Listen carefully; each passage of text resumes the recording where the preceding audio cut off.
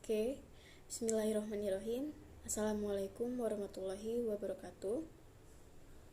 Perkenalkan, nama saya Sandrina Ramadhani dengan NIM 2020202123. Sini saya akan memaparkan beberapa kandungan dari beberapa surat di dalam Al-Quran.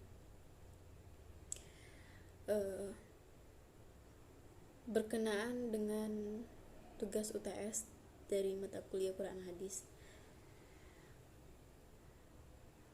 Baiklah, saya akan paparkan satu persatu. Materi yang pertama yaitu berkenaan dengan surat Al-Fatihah, Al-Falaq, Al-Kafirun, dan Al-Ma'un. Untuk yang pertama adalah surat Al-Fatihah terlebih dahulu. Nah, dalam surat Al-Fatihah sangat jelas, yakni nilai religius, sehingga segala sesuatu itu kita awali dengan menyebut nama Allah. Nah, di dalam ayat tersebut terdapat nilai sopan santun, pemaaf, dan penyayang. Yang selanjutnya adalah surat Al-Falaq. Surat Al-Falaq ini mengandung permintaan perlindungan kepada Allah SWT dari kejahatan makhluk. Nah, makhluk ini bisa siapapun dan apapun, termasuk dirinya sendiri yang merupakan ciptaan Allah SWT. Dalam memohon perlindungan dalam surat Al-Falaq ini, Allah disebut dengan sifatnya Rabbul Falaq. Selanjutnya adalah surat Al-Kafirun. Nah, surat Al-Kafirun ini berisi tentang menunjukkan perbedaan sesembahan dan ibadah kaum muslimin dan orang-orang selain mereka. Seluruh kekufuran adalah satu agama dan bertentangan dengan Islam. Surat Al-Kafirun ini berisi penolakan, lebih tepatnya adalah penolakan tegas atas ajakan bangsa kafir Quraisy untuk menyembah berhala walau sesaat dengan tujuan apapun. Dan yang terakhir adalah surat Al-Ma'un. Allah menjelaskan sebagian dari sifat-sifat orang yang mendustakan agama adalah menolak dan membentak anak yatim yang datang untuk memohon belas kasih demi kebutuhan hidup. Penolakan terhadap anak yatim tersebut menunjukkan sifat penghinaan dan takabur, yaitu merasa diri lebih besar derajatnya dari orang lain. Sifat takabur merupakan sifat tercela yang tidak disukai oleh Allah SWT tentunya. Baik, untuk materi pertama ini saya cukupkan. Untuk materi selanjutnya saya lanjutkan di video selanjutnya. Oke, di video kali ini berkenaan dengan materi tentang surat Al-Ikhlas, An-Nasr, Al-Kautsar, Al-Fil, dan At-Tin. Yang pertama itu dari surat Al-Ikhlas terlebih dahulu.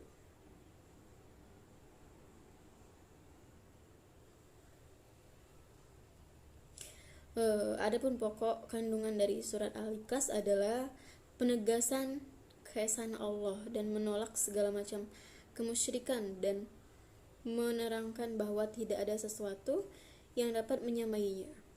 Surat Al-Ikhlas berbicara tentang tauhid murni hanya kepada Allah Subhanahu wa taala yang menyucikannya dari segala kekurangan dan membebaskannya dari segala kesyirikan. Surat ini juga membebaskan hamba dari kesyirikan atau dari neraka. Selanjutnya, surat An-Nasr. Surat ini merupakan surat terakhir yang turun dalam Al-Quran.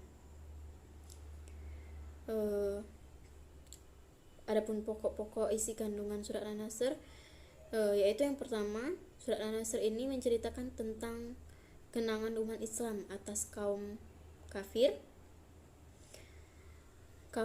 Quraisy Mekah. Peristiwa ini sering disebut Fathul Mekah, penaklukan kota Mekah, yang terjadi pada tanggal 10 Ramadan 10 Hijriah. Terus yang kedua, Janji Allah Subhanahu wa taala memberikan kemenangan terhadap perjuangan Nabi Muhammad SAW dan para sahabatnya dalam mendakwakan Islam terbukti. Yang selanjutnya, semua keberhasilan dan kemenangan yang diperoleh umat Islam adalah atas pertolongan Allah Subhanahu wa taala. Dan yang keempat, setelah memperoleh kemenangan, kita diperintahkan untuk bertasbih dan memohon ampunan pada Allah Subhanahu wa taala. Dan yang terakhir, Allah Maha Penerima Taubat tentunya bagi orang-orang yang mau bertaubat atas doa-doanya, atas dosa-dosanya. Yang ketiga yaitu surat Al-Kautsar. Nah, pada ayat yang pertama itu menjelaskan bahwa Allah telah memberi nikmat dan anugerah yang tidak terhitung nilainya. Nikmat itu berupa kenabian, agama yang benar, petunjuk dan jalan yang lurus yang dapat membawa kebahagiaan hidup di dunia dan di akhirat. Sedangkan ayat kedua itu menjelaskan bahwa Allah memerintahkan sholat dan berkurban. Allah telah memberikan nikmat yang banyak, maka hendaknya Nabi Muhammad bersyukur dengan cara mendirikan sholat dan menyembeli binatang atau yang disebut dengan berkurban. Tujuannya itu adalah untuk disedekahkan kepada orang yang membutuhkan tentunya. Dan pada ayat ketiga menjelaskan bahwa orang-orang yang membenci Nabi Muhammad adalah orang-orang yang terputus dari rahmat Allah serta tidak akan mendapatkan kebaikan di dunia maupun di akhirat. Nauzubillah. Dan surat yang terakhir,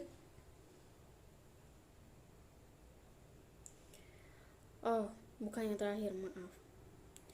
Dan surat yang selanjutnya adalah surat Al-Fil. Adapun yang terkandung di dalam surat Al-Fil ini, yang pertama, surat Al-Fil mengisahkan kehancuran Abraha dan pasukan bergajah yang hendak menyerbu Mekah pada saat itu. Surat ini mengajak Rasulullah dan umatnya termasuk orang-orang Quraisy untuk memperhatikan tanda kekuasaan Allah, khususnya dari sejarah. Yang ketiga, surat Al-Fil mengingatkan nikmat Allah kepada orang-orang Quraisy. Allah telah menyelamatkan mereka dari pasukan Abraha tersebab perlindungannya kepada Ka'bah yang ada di tengah-tengah suku Quraisy. Yang keempat, Allah itu Maha Kuasa. Segala kekuasaan tunduk pada kekuasaannya. Maka siapa yang dilindunginya, tidak ada yang mampu mencelakainya. Begitu juga sebaliknya, siapa yang dihancurkan Allah, tidak ada yang mampu melindunginya. Dan yang terakhir dari isi kandungan surah Al-Fil ini adalah sangat mudah bagi Allah untuk menolong siapa yang dikehendakinya, dan sangat mudah bagi Allah untuk menghancurkan siapa yang ingin dihancurkannya, dan juga sangat mudah bagi Allah untuk menghadirkan cara dan jalan kehancuran musuh-musuhnya. Dan kemudian surat yang terakhir itu adalah surat At-Tin. Surat ini menjelaskan bahwa manusia adalah makhluk terbaik secara rohani dan jasmani, tetapi mereka akan dijadikan orang yang sangat rendah apabila tidak beriman dan beramal soleh. Allah SWT adalah Hakim yang Maha Adil. Baik, itu saja materi kedua. Untuk materi selanjutnya saya akan lanjutkan di video selanjutnya. Oke, kembali lagi. Di video ketiga ini saya akan menjelaskan isi kandungan dari surat Al-Mujadilah ayat 11, surat Al-Rahman ayat 33, surat An-Nisa ayat 8 dan ayat 146.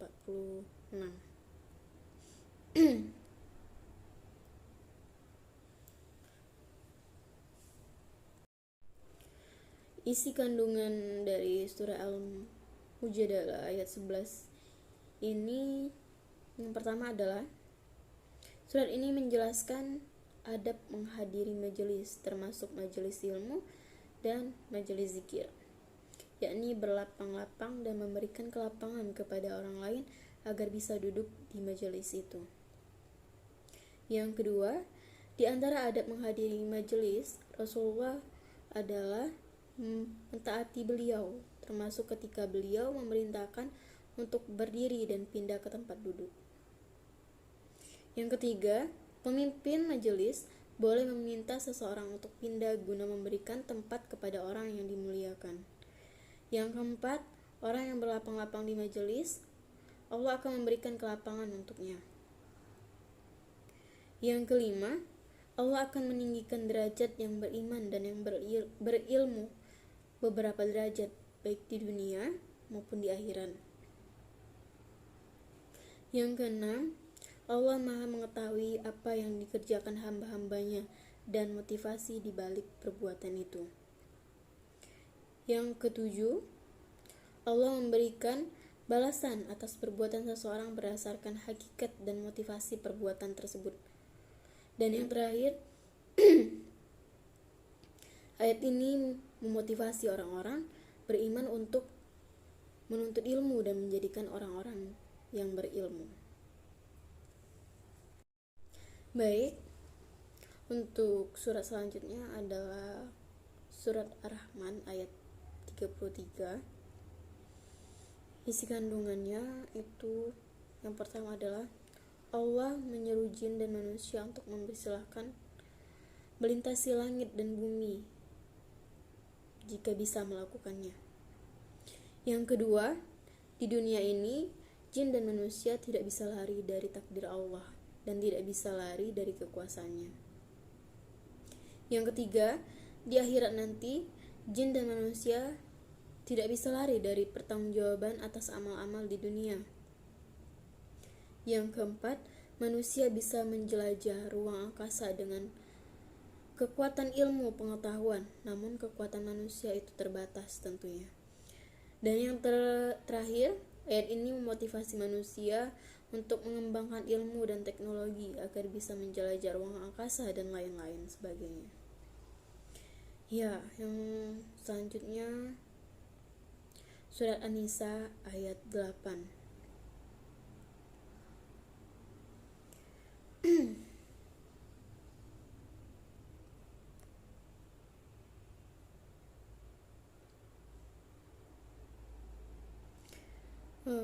Surat An-Nisa ayat 8 ini adalah ayat yang tentang warisan dan perbuatan baik.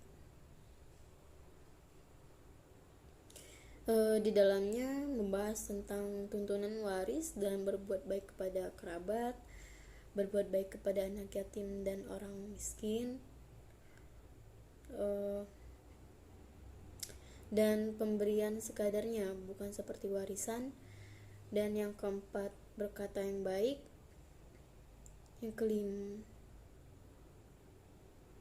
Yang kelima, untuk senantiasa berakhlak mulia. Dan yang terakhir itu adalah surat An-Nisa ayat 146.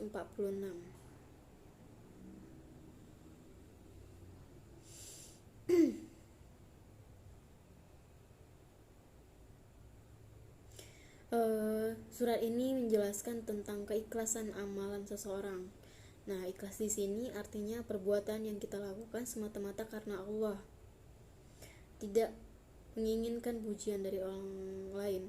Ikhlas, sabar, dan pemaaf merupakan perilaku terpuji yang harus bisa diamalkan dalam kehidupan sehari-hari. Sekian video kali ini, kita lanjutkan di video selanjutnya. Oke, di video kali ini kita akan memaparkan atau membahas surat Al-Baqarah ayat 153, surat Ali Imran ayat 134, surat Al-Anfal ayat 27, dan surat Al-Ahqaf ayat 13. Yang pertama itu adalah surat Al-Baqarah ayat 153, di mana surat ini menjelaskan sebagaimana Allah memerintahkan hambanya untuk melakukan sabar dan sholat. Ketika kita diberi Allah cobaan, maka bersabarlah dan perbanyaklah sholat sebagai mengingat Allah Subhanahu wa Ta'ala.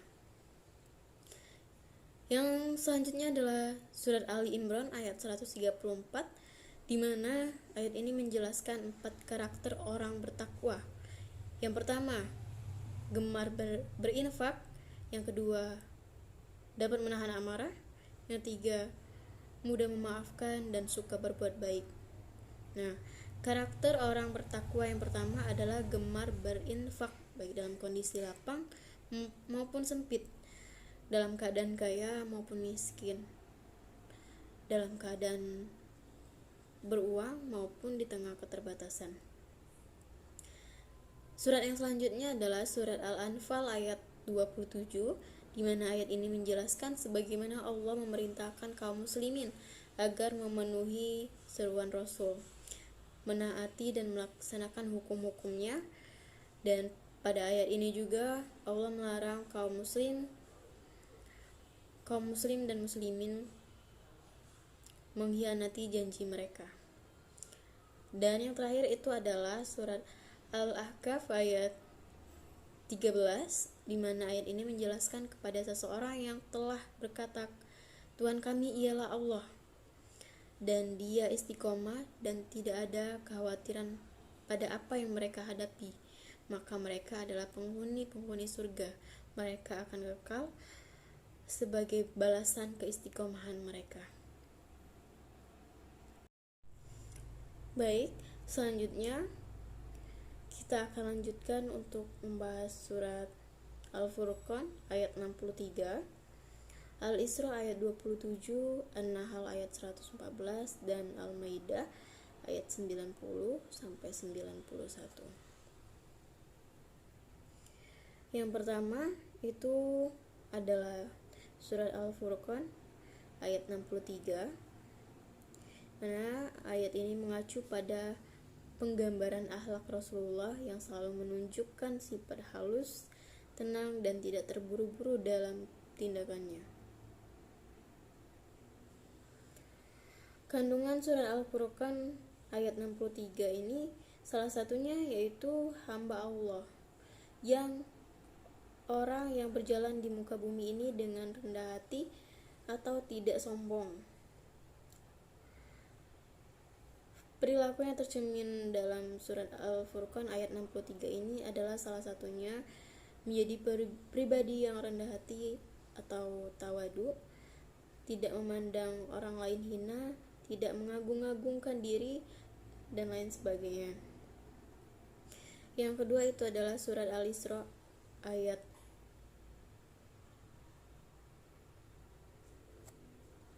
Yang kedua yaitu adalah surat Al-Isra ayat 27,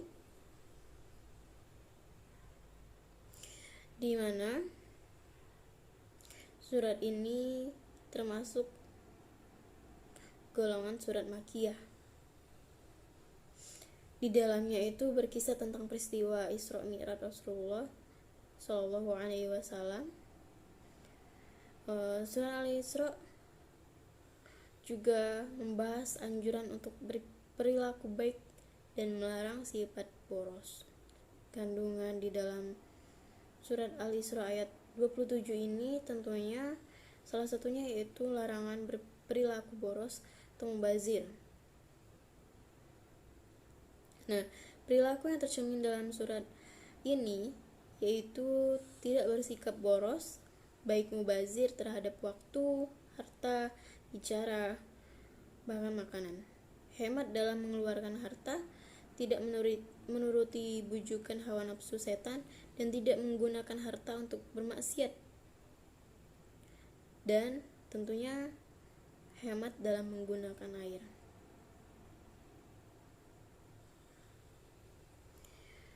Yang selanjutnya adalah surat An-Nahl ayat 114, di mana ayat ini mengandung menjelaskan bahwa Allah itu memerintahkan para hambanya untuk memakan makanan yang halal lagi baik. Perilaku yang tercermin dalam surat An-Nahl ayat 114 ini yaitu makan dan minum dari makanan yang halal, menjauhi makanan yang Allah haramkan, dan mensyukuri atas semua nikmat yang Allah berikan dengan mengerjakan semua perintah Allah dan menjauhi larangannya. Yang selanjutnya itu adalah surat Al-Maidah ayat 90 sampai 91. Kandungan surat Al-Maidah ayat 90 salah satunya yaitu seluruh manusia, terutama orang beriman, diwajibkan untuk menjauhi perbuatan-perbuatan syaitan. Sedangkan kandungan surat Al-Maidah ayat 91 itu salah satunya yaitu Allah Subhanahu wa taala mengharamkan meminum khamar, berjudi, dan segala bentuk perbuatan-perbuatan syaitan. Perilaku yang tercermin dalam surah Al-Maidah ayat 90 dan 91 ini yaitu menaati perintah Allah Subhanahu wa taala dan menjauhi larangannya, menjauhi semua perilaku tercela, terutama. Baik, di video yang terakhir ini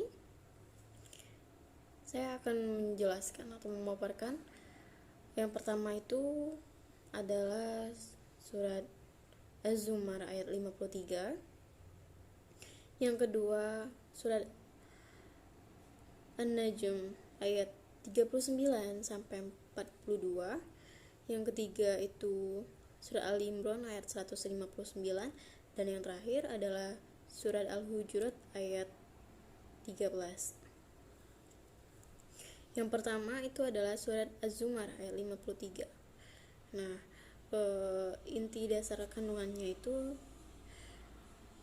berkaitan dengan keimanan dan juga meningkatkan rasa optimis akan adanya ampunan dari Allah Subhanahu wa taala.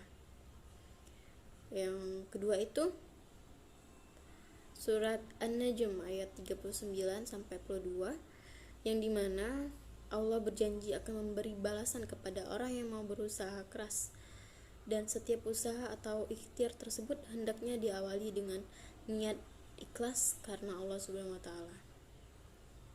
Yang ketiga itu adalah surat Ali Imran ayat 159, di mana ayat ini menjelaskan bahwa Rasulullah memiliki sifat lemah lembut. Sifat terpuji itu disebabkan karena rahmat Allah. Karena setiap lemah lembut inilah orang-orang mencintai Rasulullah dan suka berdekatan dengan beliau. Rasulullah juga selalu mengedepankan musyawarah dalam berbagai urusan. Bahkan musyawarah atau syura ini menjadi prinsip dalam sistem pemerintahan Islam. Setelah musyawarah menghasilkan keputusan, maka keputusan itu harus dijalankan bersama dan selebihnya bertawakal kepada Allah.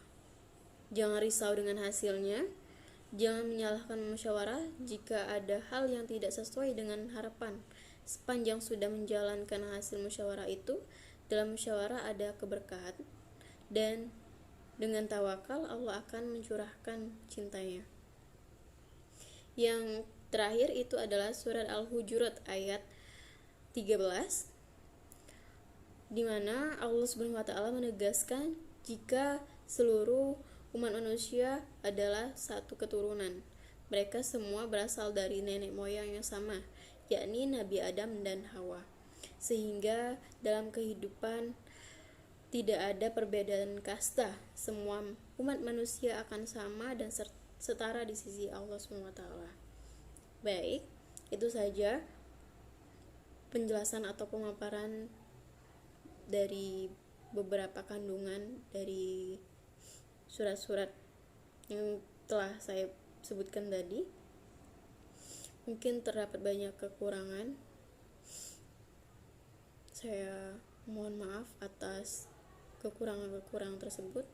Pada Allah kita semua mohon ampun. Wallahu muwaffiq ila aqwamit thoriq. Wassalamualaikum warahmatullahi wabarakatuh.